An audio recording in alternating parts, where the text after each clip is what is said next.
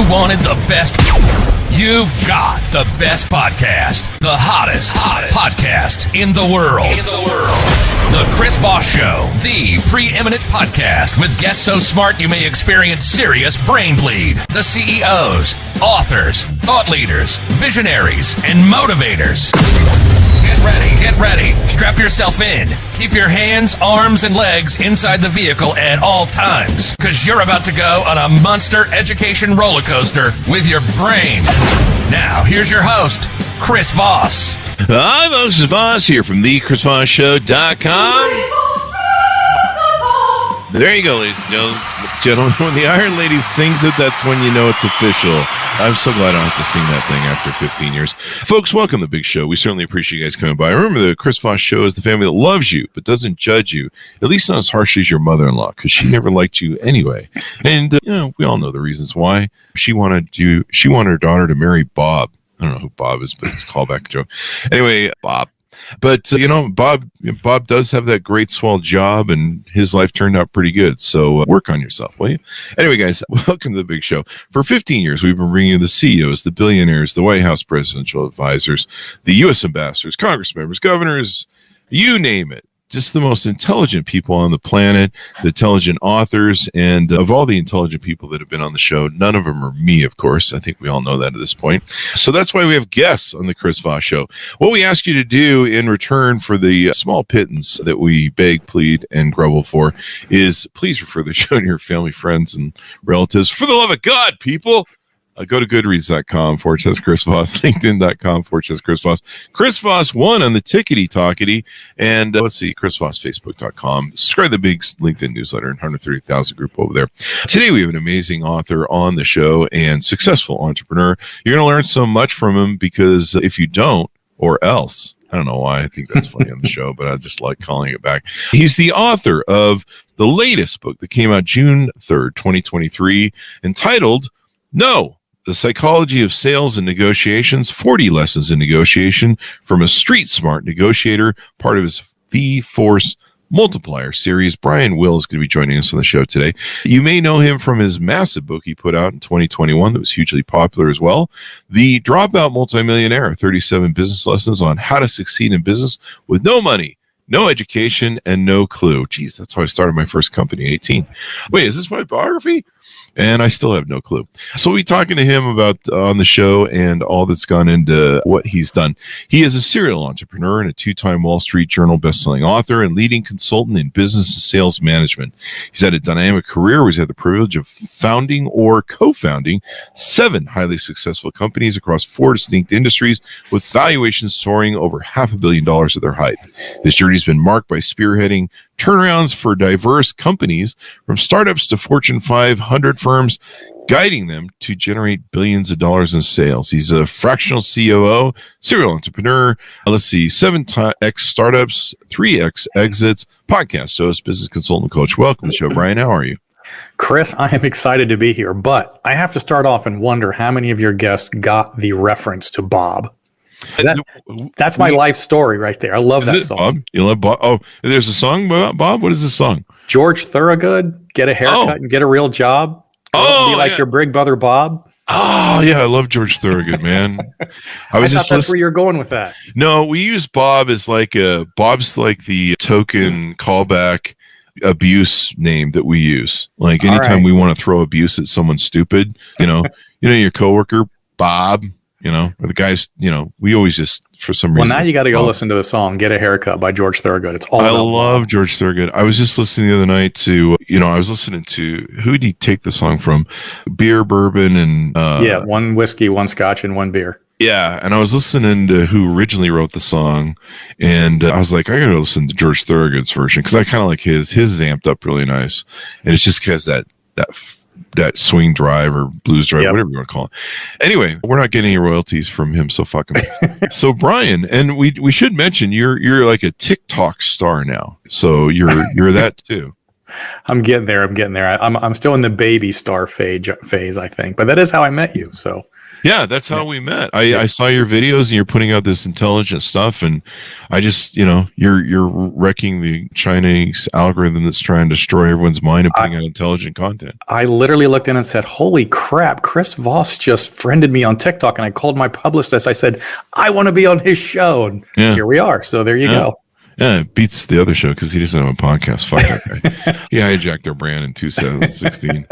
Yeah. Anyway, I wish I had an FBI manual to plagiarize, but I didn't. I wrote my own book. Anyway, so Brian, give us a 30,000 overview of what you do and how you do it in your words. I spent 35 years building companies, did 2 venture capital exits, 1 private equity exit, but I started out in landscaping. So I'm a kid who failed out of high school, didn't have any place to go, started a landscaping company because all you got to do is dig holes, right? And mow grass. Yeah. And eventually turned that into 2 venture capital exits and a private equity in the insurance industry and internet marketing. And then went into consulting, did sales and management training for Fortune 500 companies, and then started writing books and bought a chain of restaurants and got into politics and ran for city council and won. And I'm on the Chris Voss Show. So I have reached my pinnacle. You've reached the pinnacle of the career. That's actually a joke we use sometimes with bios when we read them. So there you go. You may have been watching the show before. So give us an overview of this latest book that you put out. You had a huge success with the Dropout Multimillionaire, which we'll touch on. But The Psychology of Sales and Negotiations. What motivated you want to write this book, and what's inside? Yeah, I did sales training for years, big sales teams with Fortune 500 public and private companies. And I've kind of mastered this sales training course that I did, and I've got it on video. It's a sales training course on video. And I finally decided one day, I said, hey, why not just put it into book form? That way, when people call and ask me all these questions, I can say, hey, man, read the book. So we wrote the book, and it's really about the psychology of sales, not cheesy sales lines. It's not about, how to get people to do things they don't want to do. It's about understanding what that person's thinking, how they're going to react, and what you should say based on how they're going to react. Because if you can learn those things, then you can become a much, much better salesperson. There you go. And once you learn sales is one of the most important things you can learn. And what a lot of people don't realize is everyone's always selling. I mean, I meet people and they're like, I don't like sales. It makes me feel uncomfortable. I'm like, you're selling everything. You sell your girlfriend on why she should go out with you. Yep. Boyfriend, you're selling, people on your image, your brand all day long, the cars you buy, the things you own. Yep. Sell your image to people. You're selling yourself to employers if you work for other people. I don't have that ability because I don't play well with others. So what are some of the tips and techniques you give in the book to help generate what you did with $1 billion in sales? One of the first things we teach people in the sales environment is that they have to overcome the first objection. And the first objection is something that most salespeople miss, but it applies to literally every sales situation in the world, no matter what you do and no matter what product. Mm-hmm. And the first sales objection is that you are a salesperson. And people generally distrust salespeopeople. It's not that they distrust you. You might be a great guy, right? You coach Little League, you got kids, you hang out, you have parties. But when you put your sales hat on, people they're afraid of you. They're afraid of your voodoo sales magic. They're afraid of what you're going to try to get them to do. They're afraid you're going to make them overpay. They're afraid of the unknown, and they're afraid of being sold. And so that is the first objection that most people miss. This sounds like me on Tinder dates. Yeah, you got to figure out how to get through that wall of mistrust that is automatically between you and that client. Mm-hmm. And if you can figure out how to get through that wall of mistrust, then you will begin to get them to trust you and like you, and your chances of success go up infinitely. So let me ask you this, what are some of the keys to getting beyond that wall? Is it building rapport? Is it qualifying? I tell most people that the wall of mistrust is based on a fear of the unknown, and it's based on a fear of being sold, right? Oh. So if I already know that you're afraid of being sold, and I already know that when you start talking to me, in your mind, you're thinking, okay, what's he going to do next? Is he going to try to close me? Is he going to try to, what's going to happen next? And so your customer, your client is so concerned on what you're going to do next. And in that defensive posture, we got to overcome it. So I say, listen, Chris, I know you're interested in my product, but this is kind of how this has to work. I'm going to need to ask you a bunch of questions. Mm-hmm. And then if I feel like my product will satisfy what you're looking for, I will give you some options. I will go over your pricing, and then I'm going to let you decide if that works for you. Now, is that fair enough? Yeah. Yeah. And that way, that I'm going to ask questions, and then I'm going to give you some options and pricing, and then you get to decide. I'm not going to sell you. And I always end with, hey, is that fair enough? And And when you say yes, then I have permission to move forward in the process. And now it's all about me asking 1,000 questions. Too many salespeople try to pitch, and pitching doesn't work. Oh, yeah. And you got your first yes, too. So you're on. You got your first yes. That's exactly right. I read a few Zig Ziglar books in my day. Wish I had an honor to meet him. The man saved my life, made my life, saved my life. But yeah, I mean, we live in a really weird world with sales, because you're probably like I am. You grew up in the old sales world where you qualify people, you build rapport, you got to know your customer first, laid a foundation, and then you usually sold them from that. Nowadays, just people come right at you with the pitch, man. They don't even warm it up. They don't even take you to dinner. They just go right for home base and try and close you. And, like LinkedIn is like the worst for it. Oh my gosh. Can't stand it. Like people will hit me up and they'll be like, hey, do you want to retail some steel that we wholesale? And you're like, where did you get on my profile that this is even in my wheelhouse? My favorite is the fact that my LinkedIn profile says I'm a city councilman. Oh, so I get messages saying, hey, is the city of Alpharetta tired of people showing up and not buying anything? Would the city like to get more leads? And I'm like, what? We looked at your profile and we were really impressed. Would the city like to get more leads? We can help. You can change that, Brian, right? The profile. You are lying to me. I don't even like you anymore. Yeah, it's like insane. It's the worst if you own a podcast like mine that's pretty successful and we pump out live on LinkedIn, and then we pump out the LinkedIn newsletter, and we got 130,000 group, and then we're usually pumping out tons of, I think we're a little bit behind, we're usually pump out 10-minute segments of the show. And so they see us everywhere. And these podcast promoters from India, Pakistan, I don't know what happened to the generation here in America, but for some reason, Pakistan, India, and I don't know, Abbottabad, whatever, has somehow become the central hub of podcast promotions. Mm-hmm. And then of course, the Philippines or the VA group, which is a little bit more legitimate, I think. But yeah, it's like, I just tell me what country you're messaging me from and I'll tell you your pitch. But yeah, they just go right for it. And, I mean, one of the things that I used to teach my salespeople, and this is like a law, because if you didn't follow it, you were going to fuck up our systems. And I taught my salespeople, and we'd monitor for it too on our calls. And the first question I wanted to ask was, what are you trying to accomplish? And shut the fuck up and listen. Yep. And it was a great way. I think I learned it from some consultants that came into the car business when I was very young. And they said, quit saying, how can I help you? How can I help you? And people hated that. It was immediate close off from what you've talked about. Yep. But that seemed to be a way in. But I like your foundation where you basically build a foundation. You say, hey, is this fair? And then how do we move from there? And so that, I mean, that's a great way to approach it and get people into it. What are some other tips you want to tease out on the book? The rest of it, when we go through the sales training with a team, is I like to say that no matter what product you're selling, your sales team is probably getting the same 4 or 5 objections all the time, 80, 90% of the time. So if we're going to redo your sales system, we're going to identify what those 4 or 5 objections are, and we're going to build a set of questions into your fact-finding portion of the process to overcome those objections before, this is the key, we overcome objections before the client has them. Too many people are trying to teach you how to overcome objections after you've pitched. Yeah. If you're trying to overcome objections, then you screwed the whole sales process up. That's true. I should already know what you're looking for, why you're looking for it, when you're looking for it. Have you shopped someplace else? Do you have pricing in mind? Do you understand what you're going to buy? I need to know all these things before I ever pitch you my product. If I'm waiting to overcome objections till later, I've already blown it. So our entire sales training system is about overcoming objections before they have them. That's usually what I do in my pitches. I'm trying to address the things. And some people will complain and be like, your pitch is a bit long. But then they'll go, but I understand everything is. I'm like, okay, well, yes or no at this point.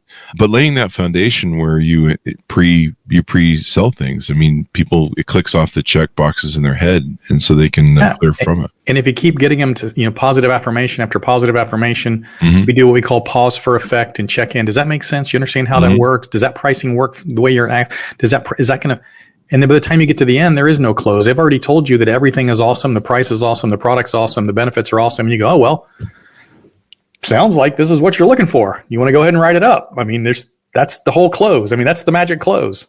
But you have to do the process and to get there. Definitely. Let's delve into your book, The Dropout Millionaire, 37 Business Lessons on How to Succeed in Business. No money, no education, and no clue, which is where I'm at after 55 years. So at least the no clue part. No education either. I never went to college. So tell us why you wrote the book in that format with that title. It's funny, when I started writing that book, it was intended to be more of a technical how to start a business and build it. But the farther I got into the book, the more I realized that the people reading this book have so many different situations, different backgrounds, different challenges, different opportunities, that there's no way to write a book that could encompass everything. And so I switched to more of the soft skills psychology behind why people succeed and why people fail. I've done enough coaching and training and consulting that I see the same problems over and over and over. And those are the problems that are keeping you from succeeding. As I like to say in the book, if Joe, who's been a plumber, starts his own plumbing business, he'd been working for 15 years, he starts his own business, he calls it Joe's Plumbing. If Joe's Plumbing fails, it will not be because Joe doesn't know how to be a plumber. It will be because Joe doesn't know how to run a business. Yep. That's the key to business. It's the business inside the business. And that's what my book is about. It's really about the psychology and the soft skills and everything behind operating the business, not the technical side. That's really important. A lot of people know how to do that. Like attorneys, they famously go to school, but they're never taught the business side of it. And the business side of it is so key, especially because it's a turnkey, just about any sort of business format or industry you want to take and do. Once you learn kind of the basic mechanisms of running a business and how to do a business, how to innovate and stuff, you can pretty much go in and do anything like you have. You are exactly right. If you know business, you know business. If you can run a business, you can run a business, right? So many people, like I own a little chain of restaurants, and people are like, oh, the only thing that's important is good food and good service. No, it's not. You will go bankrupt if that's all you're worried about, right? I had a guy come to me and say, hey, can you help me? I'm not making any money. And I said, what are your food costs, liquor costs, labor costs, and revenue over rent? He's, I don't know. I'm like, what do you mean you don't know? Where do you do a set of profit and loss statements? He goes, not really. I'm like, what are you even doing in business? He goes, yeah, but we have award-winning cheesesteak hoagie. I'm like, well, la-di-da. There's that. But that'll only take you so far. We had somebody on the show recently who does a lot of blue-collar TikToks, and he's got a huge following, and he helps show blue-collar people how they can, become millionaires building their business. But when he first started his company, the first year or two, he had immense success, but he was underpricing his jobs, which is kind of what he's doing. And he ended up, I think it was like 100 or 200 grand upside down within a year or two, and it was threatening to throw him into bankruptcy. Let me ask you something, Chris. You know how to build $1 billion company? It's really easy if you spend $1.2 billion to do it. And you get a VC to fund it. Yeah, I mean, if I spend more than I generate in revenue, it's easy to build a big business. But that isn't going to work. I think they call that the WeWork model.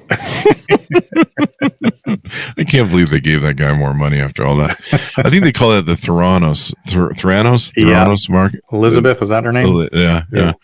But it was interesting to me. He talks about on TikTok, this young man, he talks about how he lost like all this money, and now he's working through it and stuff. I'm sure probably some of it was maybe he wasn't paying his taxes right or something, but somehow he ended up quite upside down, and so now he's fought it back, but if you don't know the business side of your business, you can be burning through money and upside down. You think you're making a profit. You're like, we're moving a lot of stuff here. Yeah. These 10-cent hoagies seem to be selling really well. It must be because they taste so good. And you're like, it might be the price is so stupidly low. People know what the good deal is. Yeah, it's so funny. Our show was on Fox News yesterday. I don't know if you saw that segment, and I was talking about why our sandwiches cost $16 at the restaurant. Yeah. And people kept coming onto my comment section on social media and going, if you would lower your prices, you'd sell more sandwiches. And I'm like, but if I lower my prices, I'll lose money. The more I sell, the more I lose. It doesn't even make sense. But that's literally what people think out there that don't understand business. Well, just lower your price. No big deal. No big deal. Just lower your price. Yeah. There's always that contingency that doesn't care if you stay in business or not. They just want a free ride. I was seeing this thing during COVID where there were people that were like, there were farmers that were on TikTok and Instagram. This is like a huge TikTok advertisement show, isn't it? You're on there. I'm on there.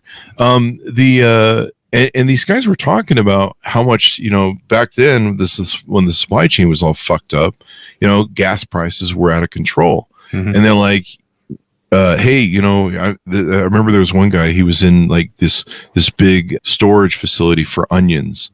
And I guess they store onions for quite a long time before they sell them.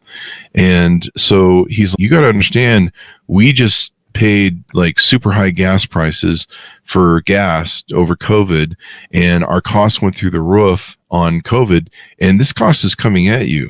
And you're not going to see it now, but like a year and 2 years from now, you're going to see your food prices go through the fucking roof. Yep. And, we saw that with eggs. I mean, at one point you couldn't buy eggs, milk, everything. And so that's really it. Hopefully things are calming down the system and we're kind of getting through it. But, it usually takes 3 to 4 years to roll this stuff out, clean it up. It is. Our wholesale costs on everything have gone up 30 to 40% in the past 3 years. Mm-hmm.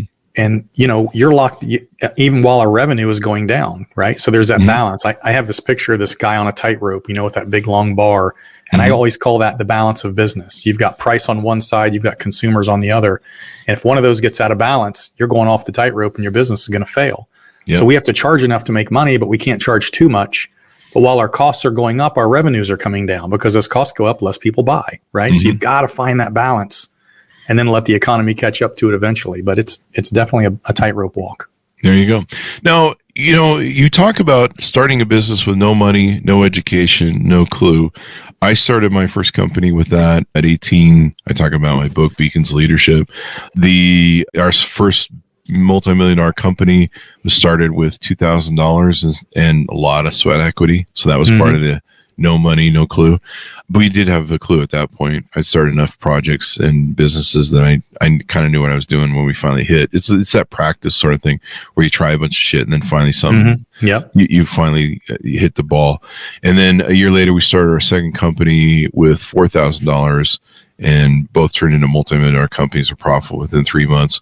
And this is in the brick and mortar days where you had to get government approvals and sign contracts for leases. And this wasn't the time where you just call it GoDaddy and you got a business for $20. So give us some insight onto what ways people nowadays with no money, no education, no clue can succeed. Probably first to read your book. Yes, read the book first. But there's so much more opportunity today than there was when I did it.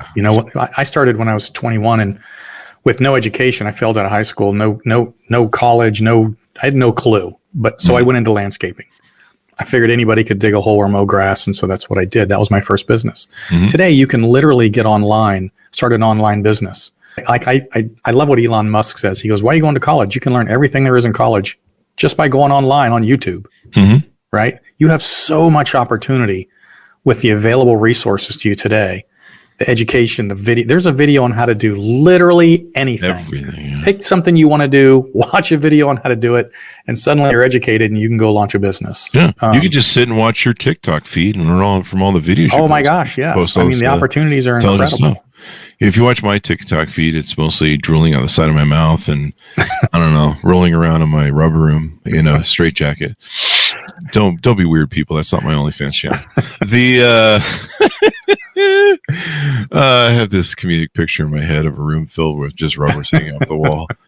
Man, there you go. So there you go. And yeah, you're right. This data is everywhere. When I was young, I skipped going to college. I was supposed to go to University of Utah, and I had a Pell Grant because my family was not rich, and I flunked most of my classes on purpose. You can read the book. I tell you why I did it. But I was just a stupid kid. And then by accident, I started my first company. And no one, I didn't even know that I was an entrepreneur at that pace. So I was just like, I'm trying to make a buck. Mm-hmm. And so I skipped going to college. And so I didn't have an education. I still don't to this day, except for what you talk about, street smarts. Yep. And I don't even have that. So, but I knew I needed to educate myself. And that's really important because people see guys like you and me, they're like, oh, you sell this, you don't need education sort of thing. And they're like, oh, I can just go do it. No, I ordered Harvard Business Review. I plotted to be a CEO of a big company. And so I would read Harvard Business Review, all the different business theories. I read every, Peter Drucker, you name it, Tom Peters book. I read every book I could get my hands on for business. I prepared. Yep. And that's the real key. But you're right. It's so easy now. There's almost no excuse for it.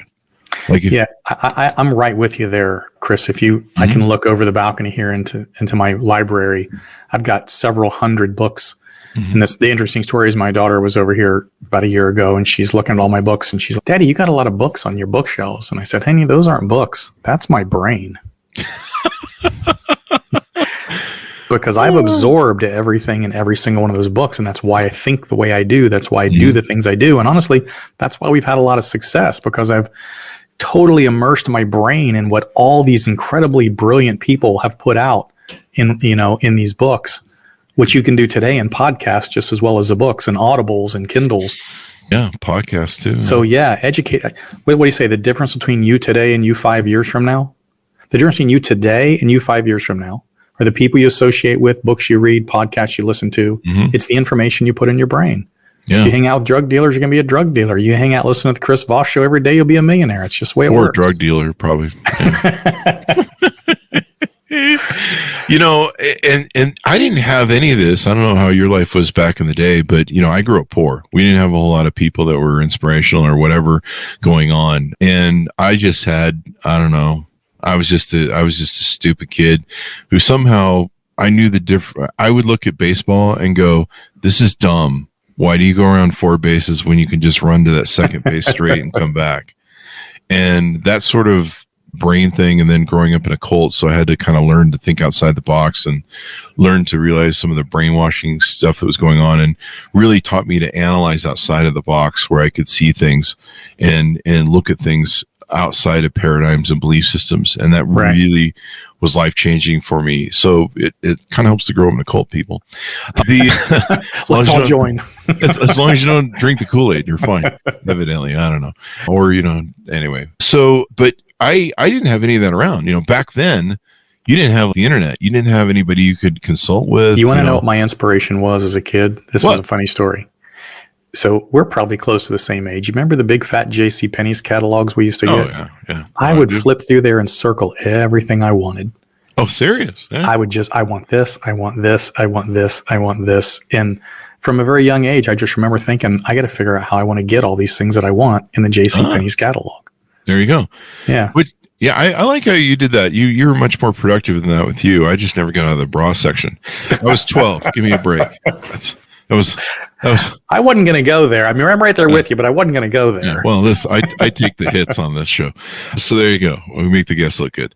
But if you want a consultant back then, or if you want an advisor, you basically had to hire some attorney. He was like a business attorney, and you couldn't afford that, dude.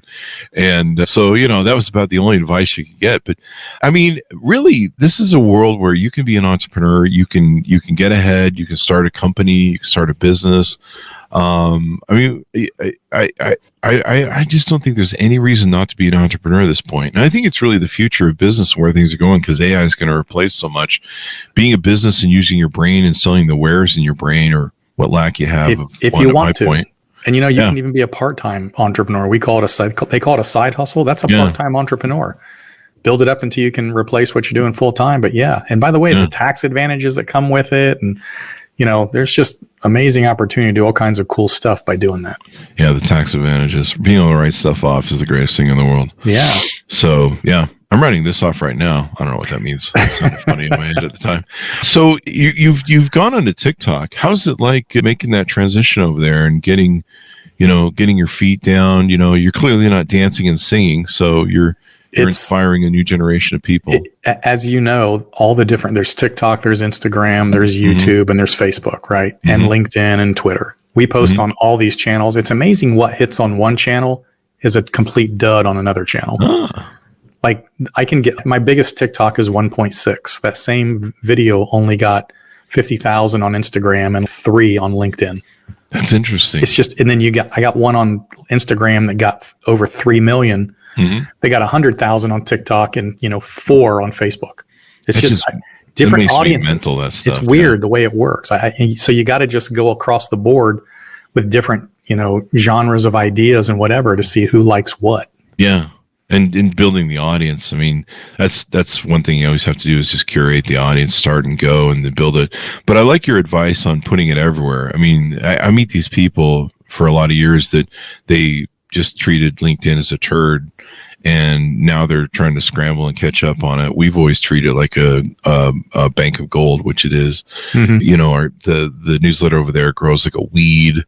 We've got 130,000 group over there. It used to grow. It used to grow really good, and then Microsoft bought LinkedIn, and they reworked the group, so they put everything on hold for a year or two and kind of hacked it. But yeah, there's just so many things you can do over there.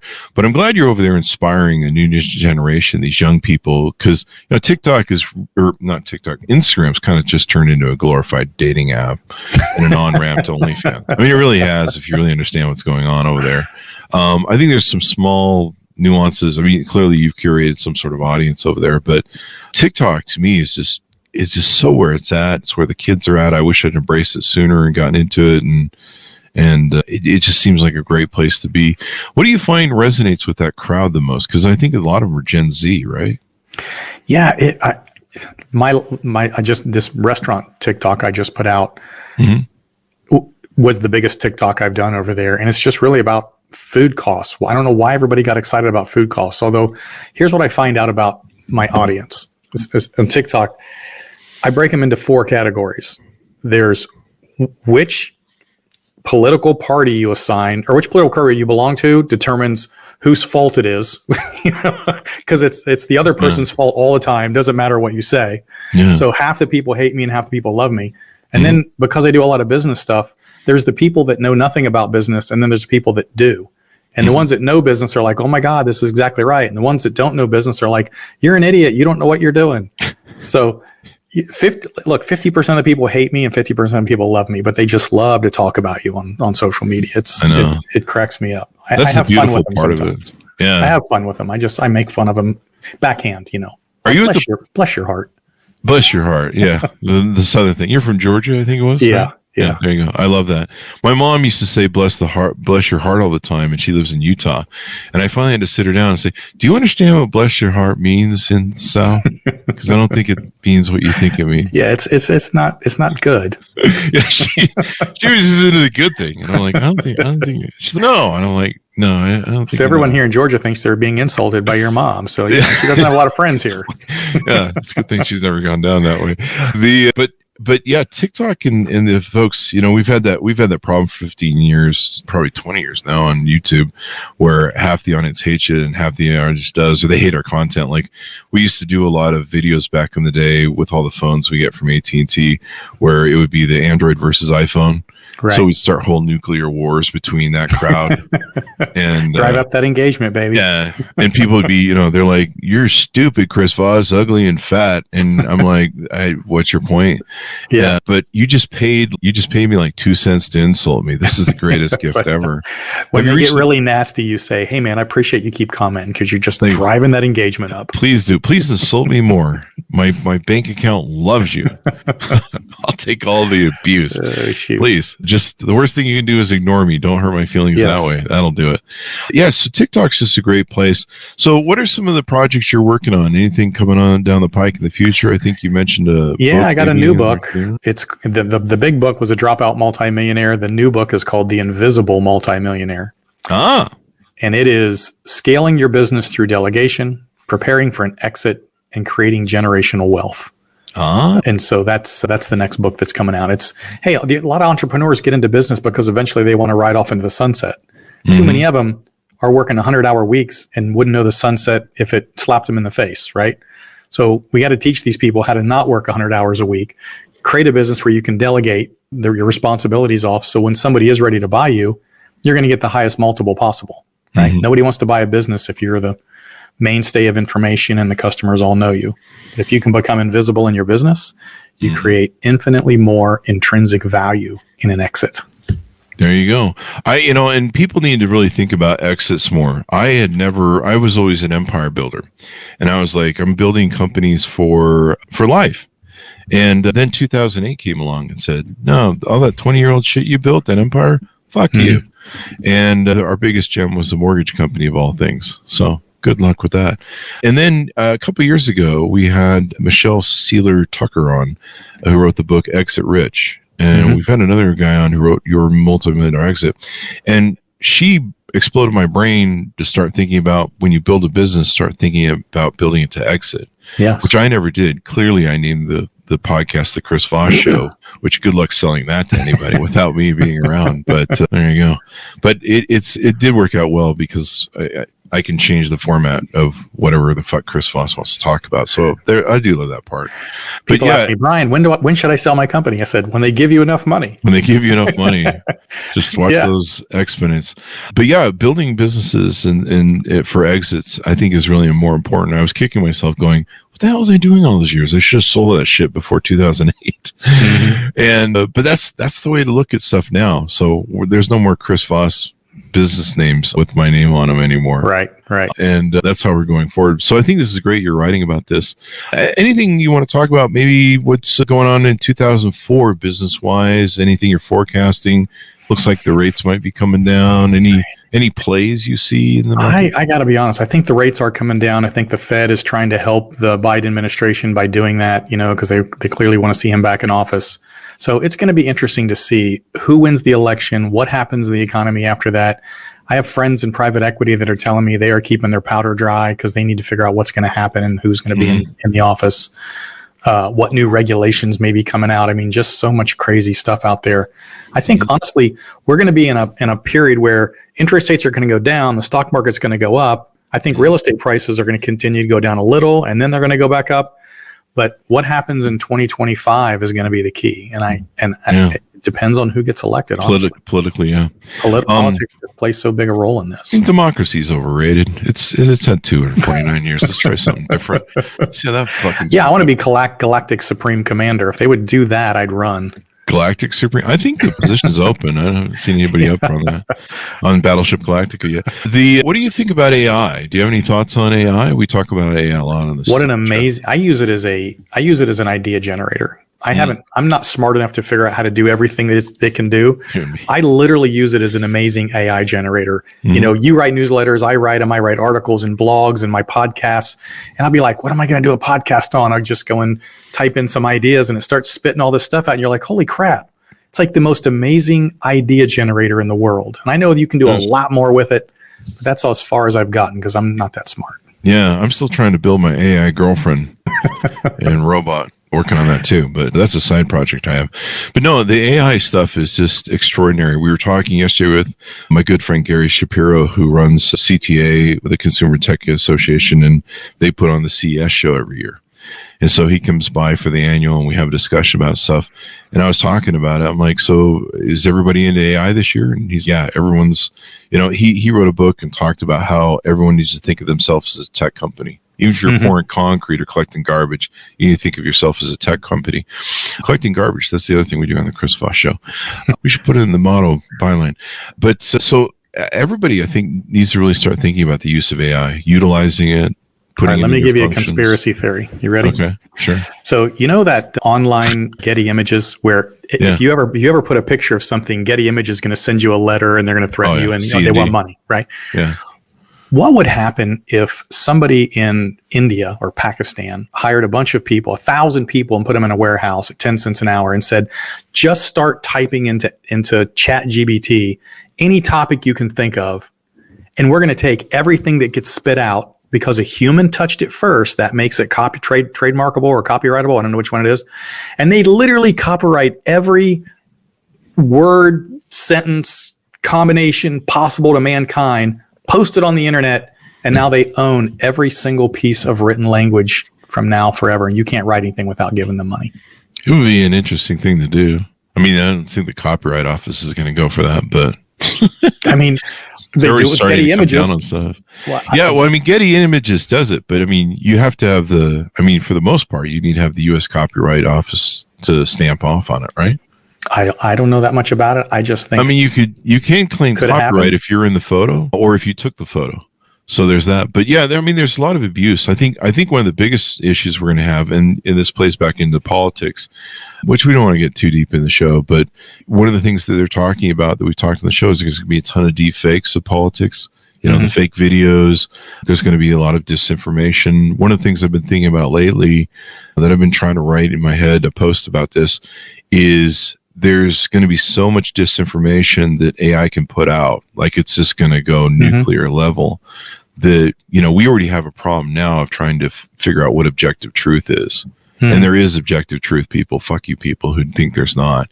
There is a plan, or pick your objective truth, whatever it is. There is truth somewhere at the core of something. We already have enough people that are too dumb to figure that out. I mean, the George Carlin bit of, think of how dumb the average person is, and 50% of the people are dumber than that. And of course, none of those people are in my audience. We have the 50% above the average. But, and we have people now that can't discern objective truth, reality from misinformation. And with AI going nuclear level of what people can really spin out, especially for political objective or disinformation. I mean, if you want to take out a CEO of GE or something, or, a professor of maybe a college, and you just generate, maybe he had an OnlyFans account or something. And I just saw a video of Elon Musk saying that he now has water powered cars and electric's going to go away. I'm actually honestly trying to figure out if that was true or not, because it is Elon. You have to look at it and you have to be like, but think of Elon, by the way, with Neuralink. What happens if he actually perfects Neuralink? Why would anybody ever go to school again? I mean, that's a good point, but I'm not sure he's the sort of guy who should be talking about it, given his instability. Like if he should get somebody else to sell Neuralink. Like I look at him and I just go, I'm not sure I want to buy Neuralink from someone who's on the spectrum there, buddy. I'm not being biased. I'm just saying, you might want to back off the fucking ketamine, cowboy. So there you go. Whatever the fuck he's on this week. Him and Matthew Perry? Yeah. Too soon. Wow. You just blew out all three people we had from the Friends contingency in the audience, man. What the fuck? Soon. Yeah, and they loved Sarah. Sarah on the show? I'm just yanking a reference. But no, I don't. Is there a Sarah? I don't even know who the chick's on the show. I'm just making up shit as I go along. That's how we do it on the show. But no, I think what we need to do is we need to have some entrepreneurs create innovative AI systems that are going to combat the disinformation. And if I was smart enough, I'd probably launch this company where it would be basically a Snopes .com that would run on like AI. Snopes AI. Snopes AI sort of thing. And it would try and, get to the bottom of, where is objective truth here? We might have caught that Harvard professor a little quicker. Yeah. Yeah. And that way, I mean, the truth goes around the world, the old Churchill thing. The lie goes around the world faster than the truth can get out of bed or whatever. Pick your rendition. It's going to get worse, and it's going to be so bad. And like you said, you and I, we see it over TikTok. You'll see Elon or Joe Rogan is another popular one they use. Yep. They use this about anybody famous, and you'll see their mouth isn't synced right, and it's mucked with, and it's some deep fake, and selling stuff. I've seen Taylor Swift's image used to sell some pots and pans. They're like, hey, it's Taylor Swift here, and we're out of pots and pans. I'm like, how is this still up? What is it? If I was Taylor Swift, man, I'd be CAD and cease and desist the hell out of that TikTok. But yeah, it's even I've had to look at some videos and be like, wait, that's not Elon Musk talk. That's spoofed. I got my first couple fake accounts on TikTok last week. Oh, did you? Congrats! You finally arrived. Yeah, you finally arrived. I sent it to TikTok and I said, "Hey, you need to take this down." And they were like, "It doesn't violate our policy." Yeah. Like, what? You know what the trick is? This is why no one copies me. Be ugly and fat. Nobody copies the Chris Voss That's it. Show. I'm getting some Twinkies, and when you're done here. Just if you do that, if you get really fucking ugly and really fat, like all my friends that are good looking, they always have these copies up there. Like, hey, somebody made this copy Facebook. I think maybe there's been like 2 copies of Chris Voss online, and You need to get Twinkies as a sponsor, man. Yeah. And then there's the other guy who hijacked us in 2016 or orders brands, but he has resting bitch face. Looks like he's taking a shit all the time. Fuck that guy. I just had to get that in again.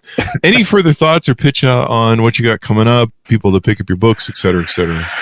No, man. Brian Will Media, my website. Go there, buy everything. Hit me up. In my coaching programs. It's going to be awesome. Buy everything, damn it. He just goes right for it. That's my sales pitch. Just right for there you go. He's got the close down. So we got your .coms, right? Where do you want people to find you on the interwebs? Do we get a plug-in for the podcast too? Everything is on there. It's the Dropout MM is everywhere. All the social media channels. And then brianwillmedia.com is the website. Everything is on there as well. That's the easy part. There you go. Well, thanks for inspiring this new generation Z to finally get off their ass and get something done with their lives and start businesses and stuff. Because I need them to pay my social goddamn security. Chris, I appreciate you having me on the show, man. This was a lot of fun. There you go. Well, that's what we do on the Chris Voss Show. Okay, come back anytime. I'd love to have you on, Brian. All right, I'll talk to you tomorrow. What, 2:00? Well, let's not push it, buddy. I mean, let's pace ourselves. Okay. Yeah. But we'd love to have you on anytime, and I'll keep watching what you're doing. And you're inspiring me to get our asses moving on our TikTok account, which we've been ignoring because, I don't know, we've been busy. So thanks for coming on, Brian. We certainly appreciate it. Thanks, Chris. Appreciate it. There you go. Thanks to our audience for tuning in. We couldn't do it without you guys as well. Please, for the love of God, refer this show to your family, friends, and relatives. Go to goodreads.com/Chris Voss, LinkedIn.com/Chris Voss, Chris Voss 1 on the TikTok, Eddie Chris Voss, the 130,000 group on LinkedIn, all the places, damn it. Be good to each other. Stay safe. We'll see you guys next time.